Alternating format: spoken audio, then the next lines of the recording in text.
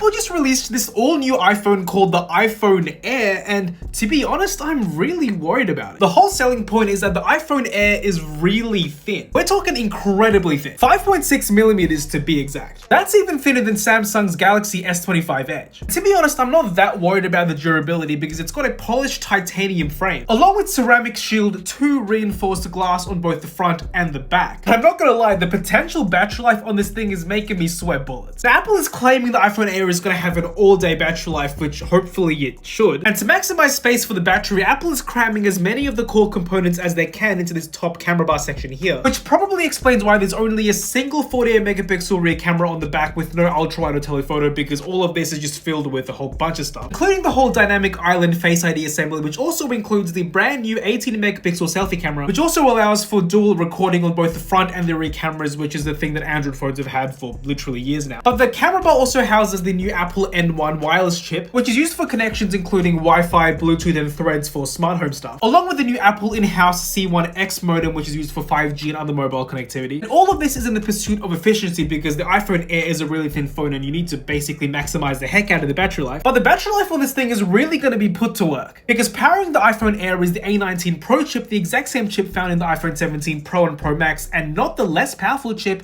in the iPhone 17. And there's also a 6.5-inch 120Hz 3000 nit brightness display on this thing as well, which is going to be really power hungry, especially at those high brightness levels. But like I said before, Apple is trying their absolute hardest to maximize space in this thing, because this is going to be eSIM internationally with no physical SIM card option anywhere in the world. And look, of course I'm aware that a smaller, thinner phone is going to have a much smaller battery in the pursuit of a more comfortable, thinner smartphone, which is much lighter in the hand. But what worries me a little bit is that when Apple announced the iPhone Air, they didn't actually give a specific hour amount for the battery life, at least not for the phone itself. Because alongside the iPhone Air, Apple also announced this newer, slimmer version of the MagSafe battery pack, which kind of feels like they're pushing you to buy this if you're also buying an iPhone Air. Now, Apple says that you'll get 40 hours of continuous video playback on the iPhone Air, but that's only when you combine it with the new MagSafe battery pack. Without it, the battery life is going to presumably be much worse. Look, I'm just really keen to try the iPhone 17 Air and really see if the battery life is as good as Apple claims it could be, but at the same time, do you think it's worth $999 US? Let me know in the comments.